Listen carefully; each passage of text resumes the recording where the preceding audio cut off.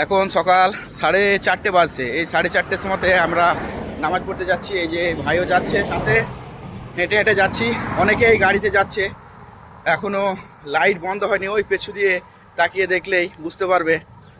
এখানে ভোর ভোর নামাজ হয়ে যায়। কুরবানির যে নামাজ থাকে বকরিদের, সেই নামাজ ভোর ভোর হয়ে যায়। ঈদেরও নামাজ ভোর ভোর হয়ে যায়। তো খুব সকাল সকাল যেতে হয়। ফজরের নামাজ পড়ার পর চান টান করে একবারে রেডি হয়ে যেতে হয়। এই যে কত গাড়ি আসছে দেখো রাস্তার ধারে ধারে, আর আমরা হেঁটেই যাচ্ছি এখন। আমি আসার আগে আগে কত মানুষ চলে এসেছে, গাড়ি দেখেই আন্দাজ করা যায় কত গাড়ি পার্কিং হয়ে গেছে।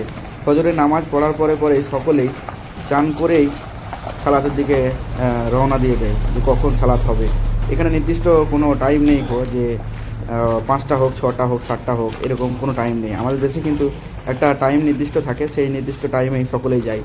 তবে এখানে ফজরের নামাজ পড়ার পরে পরেই সকলকে আসতে হয় এই মসজিদের দিকে, কেননা ইমাম সাহেব যখন আসবে তখনই নামাজ হয়ে যাবে।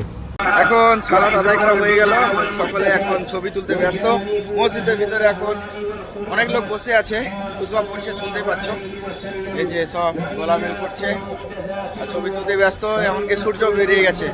এটা হচ্ছে মেন গেট, আর মেন গেটের সামনের দিকে অনেক লোক দেখতে পাওয়া যাবে। ঈদ মোবারক। আলহামদুলিল্লাহ। তো এই যে এদিকে যত সৌদি মানুষ যাওয়া আসা করছে সামনে গেট দিয়ে, আর পেছু গেট দিয়েও অল্প অল্প লোক বেরোয়। যেদিকে আমি ঢুকেছিলাম ওদিকে অল্প লোক বেরোয়, আর এদিকে দেখো কত গাড়ি এদিকে লাগা রয়েছে। এখন সবাই মসজিদ থেকে বেরিয়ে চলে আসছে। দেখো কত লোকজন এই যে রাস্তার ধারে ধারে হাঁটতে লেগেছে।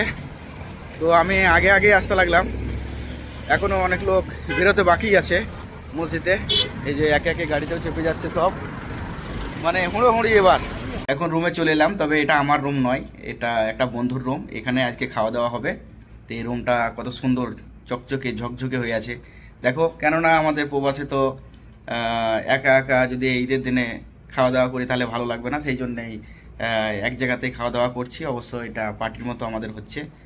এই যে সেই রুম কত সুন্দর, এই যে সামনে এসি লাগা রয়েছে। আলহামদুলিল্লাহ, সবাই চলে আসায় এবার ভাতের আসনে বসবো। তো আজকে পরব আমাদের গরুর গোস্ত আর সরু চালের ভাত, এই দিয়েই শুরু করছি। আর সাথে রয়েছে পেপসি, এই যে ভাই পেপসি খুলছে। তো খুব সুন্দর লাগছে, সবাই একসাথে খাচ্ছি আমরা এখন।